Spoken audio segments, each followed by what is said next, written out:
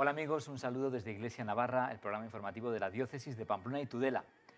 Estamos en estos programas iniciales con el principio de curso y hoy está aquí con nosotros un invitado de lujo realmente, don Juan Antonio Aznárez, obispo auxiliar de Pamplona Tudela. ¿Qué tal? Bien, gracias a Dios. ¿Qué tal comienza el curso en obispo? Aprendiendo. Aprendiendo, efectivamente. Porque además viene de Roma de un curso de nuevos obispos. Eso es. O sea que nunca mejor dicho, que nos cuente algo de su principio de curso. Sí. Sí, es un curso que se ofrece anualmente. Antes no se hacía, pero desde hace 13 años se viene ofreciendo a los obispos ordenados más o menos en el último año. Y nos juntamos allí unos 100 de todo el mundo, una experiencia muy interesante y un curso bastante intensivo. Sí, sí, ¿Cuántos días? De 9 días. 9 días. Sí, sí. Repasando pues temas así interesantes pues para la vida, el ministerio del obispo, pues el obispo y el ecumenismo, el obispo y los sacerdotes, el obispo y las distintas facetas del ministerio episcopal, y eran sobre todo obispos veteranos, algún cardenal y algunos de los que trabajan por ahí en los dicasterios romanos, los que nos iban dando pistas, instruyendo. Sí. Y terminamos el 19 con una audiencia con el Santo Padre. Nos recibió, nos dio una catequesis muy bonita. Muy bonita, sí. Y después ya pasamos a saludarle. ¿Alguna Así que ahora ya sé un poco más. ¿Alguna impresión de esa catequesis? ¿Alguna Sí. idea que te... Bueno, lo que más, digamos que la frase que ha tenido más éxito en los medios de comunicación ha sido la recomendación de que no seamos obispos de aeropuerto. O sea, que no andemos de aquí para allá y que hay que viajar lo que hay que viajar, pero que sobre todo tengamos nuestro corazón y estemos presentes allí donde el Señor nos ha colocado, sirviendo a la diócesis en la que nos encontramos. Sí, y destacó también algo que suele destacar habitualmente, la importancia de estar donde estamos y de servir a la gente a la que Dios nos está pidiendo que sirvamos, sin no sé qué proyectos o no sé qué miras, sin otras miras que esas. Las del Señor. Eso es. Sí. Bueno, pues vamos a ir con unas imágenes precisamente del Papa, porque el día 4 de octubre de San Francisco de Asís, allí en Asís tenía un encuentro con los jóvenes y merece la pena recoger alguna de sus palabras, luego lo comentamos un poco porque es un vídeo muy bonito. Adelante. La visita del Papa a Asís concluyó con un divertido encuentro de preguntas y respuestas con jóvenes de la región de Umbría. Acudieron miles y Francisco les dijo que el matrimonio entre hombre y mujer es una vocación como la del sacerdocio. Explicó en qué se basa el amor del uno por el otro y el amor por Dios. Lamentó que hoy la sociedad privilegie los derechos individuales sobre los de las familias y recordó una anécdota que vivió con una pareja a punto de casarse. Voi sapete che il matrimonio è per tutta la vita. Noi ci amiamo tanto, ma rimaneremo insieme mentre dure l'amore. Quando finisce, una da una parte e un altro dall'altra parte. El egoísmo.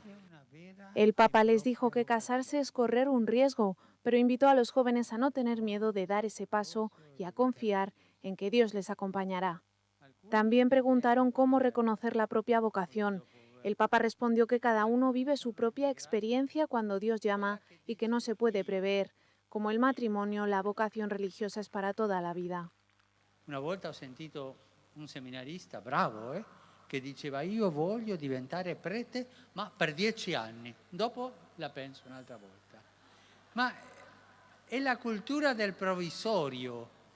E Gesù non ci ha salvato provvisoriamente, ci ha salvato definitivamente.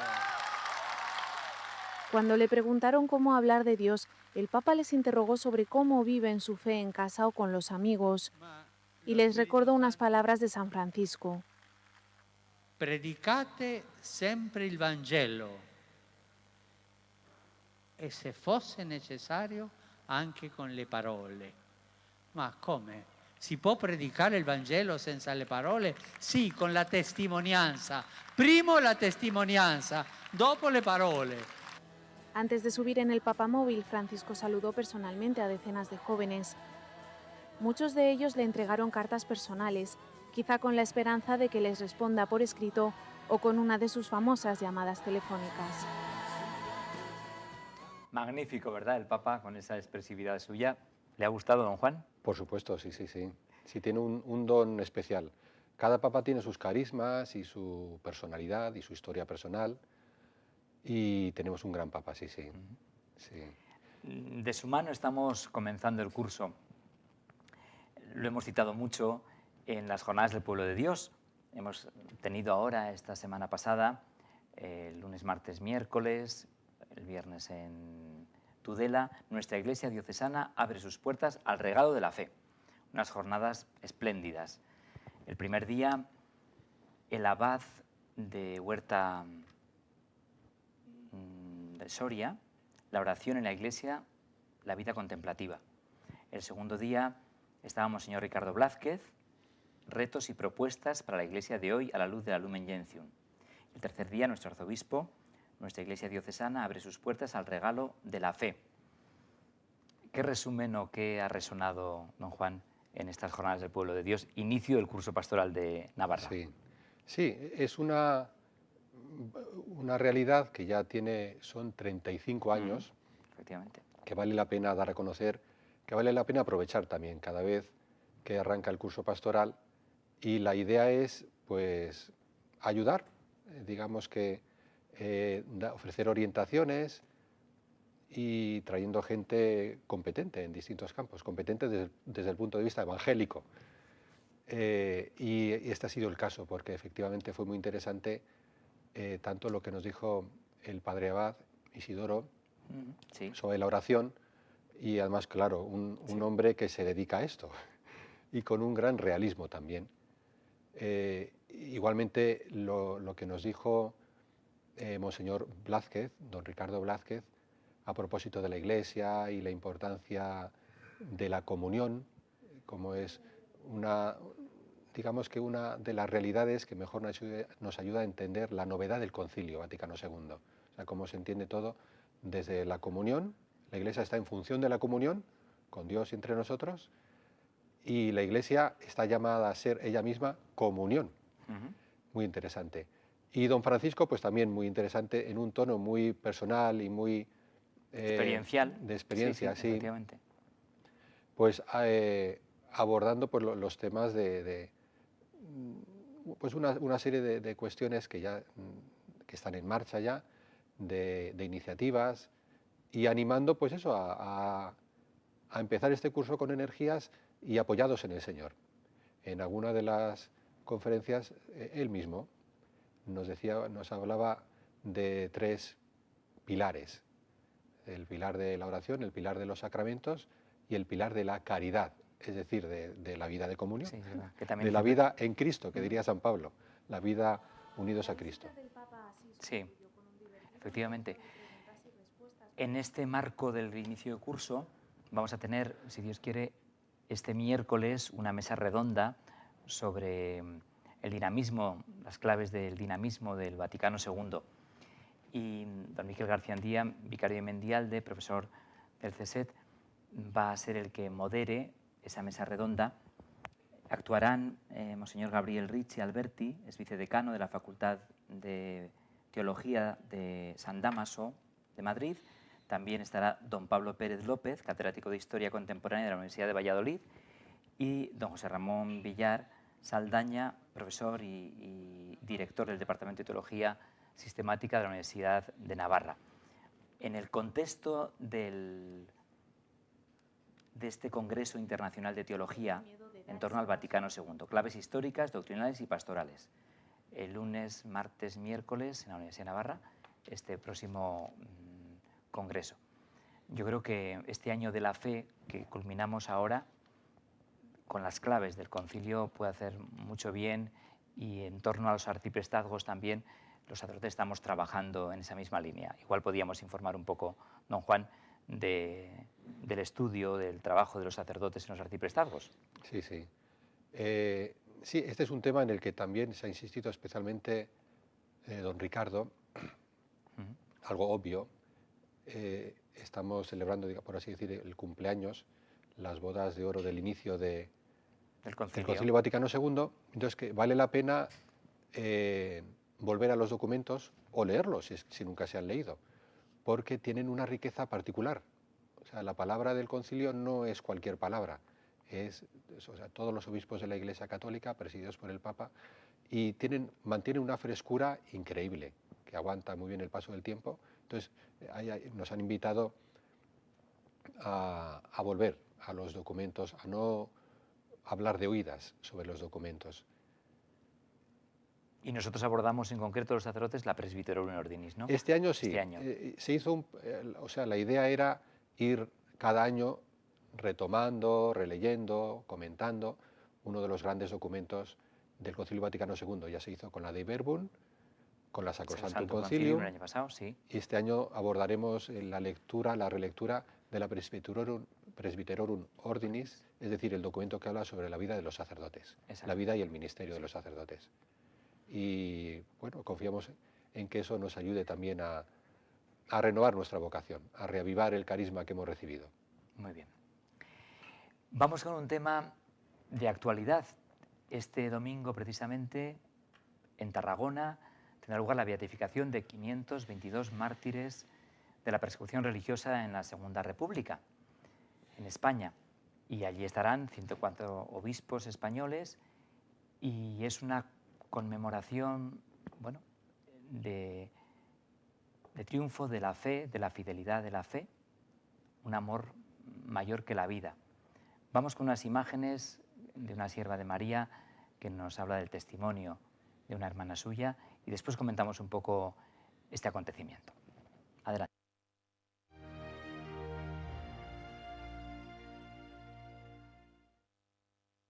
La vida de Sor Aurelia Arambarri Fuentes, sierva de María, es un testimonio de entrega generosa a los más necesitados. En octubre será beatificada junto a otras 3 compañeras mártires. Lo cuenta la postuladora de la causa, Julia Castillo. Son siervas de María y mueren en el entorno de Pozuelo de Alarcón hacia el 6 y 7 de diciembre de 1936. Las futuras beatas encontraron el martirio en Pozuelo de Alarcón, donde la congregación tenía una casa desde la que salían cada noche las religiosas para atender a los enfermos.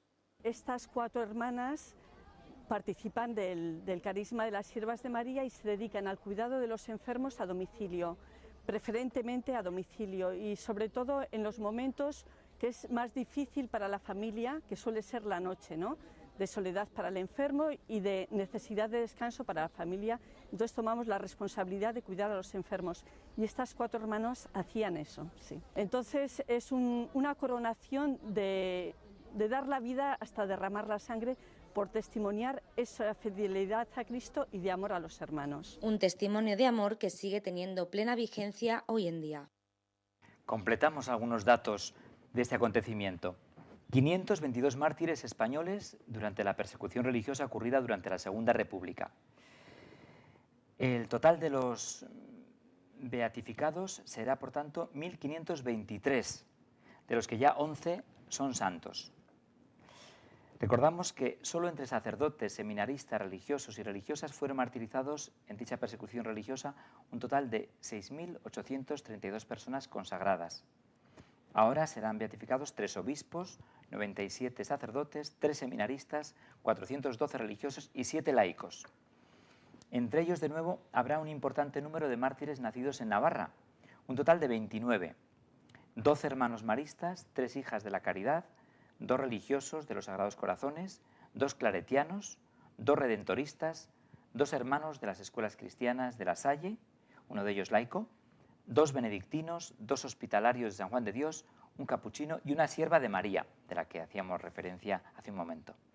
De este modo, el total de mártires navarros beatificados desde 1989 se elevará a 79. La memoria litúrgica conjunta de todos los mártires españoles del siglo XX se celebra el 6 de noviembre. Bueno, un hecho tremendo, ¿no? Una de las persecuciones más fuertes y más feroces de toda la historia de la Iglesia y de la Iglesia española. ¿Algún comentario que le suscita este hecho, don Juan? Porque estará allí, ¿no? Sí, Dios mediante. Sí, iremos don Francisco y yo, saldremos mañana después de comer. Muy bien. Pronto para estar ya en las vísperas solemnes y bueno, en los actos y especialmente ya el domingo en lo que es la misa de la beatificación. Pues sí, es un gran acontecimiento. Como bien decía la hermana Julia ahí en el vídeo, la vida de una sierva de María y de un consagrado y de un bautizado, si vive su fe, es una vida de martirio, en el sentido etimológico del término, es decir, de testimonio. El mártir es el testigo. ¿Testigo de qué? Pues testigo de que se ha encontrado el tesoro. Y una vez que encuentra uno el tesoro, las demás cosas tienen un valor relativo. El tesoro es este amor incondicional, transformante, este amor que nos eleva, que nos ayuda a salir de nosotros mismos, que nos da un horizonte de vida y de vida eterna. Y esto es lo que mueve a hacer cosas tan increíbles como dedicar tu vida de una manera discreta a ayudar a las familias y a los enfermos por las noches. Nadie se entera. Nadie se entera. Se entera solo el interesado y por supuesto que el Señor. ¿Y eso por qué? Pues porque es un amor que se desborda. Si uno tiene asegurado el suministro de amor puro, verdadero, pues puede amar con ese amor. Y celebramos en esta beatificación pues la expresión máxima de este tipo de amor, de este amor 100% auténtico, de este amor desinteresado, de este amor gratuito, que es pues no solo entregar la vida por Cristo, sino entregar la vida por Cristo como Él ha entregado por nosotros, es decir, perdonando. Perdonando, ese matiz, ¿verdad? Perdonando. Sí. Y pidiéndole a Dios lo que le pedía a Esteban cuando era lapidado, el primer mártir de la historia de la Iglesia: Señor, no les tengas en cuenta este pecado. Que es lo mismo son las mismas palabras con las que muere Jesús en la cruz. Sí. Señor, Padre, perdónales porque no saben lo que hacen. Esto no es teatro, esto es un amor que rompe todos los esquemas, pero es el amor más grande.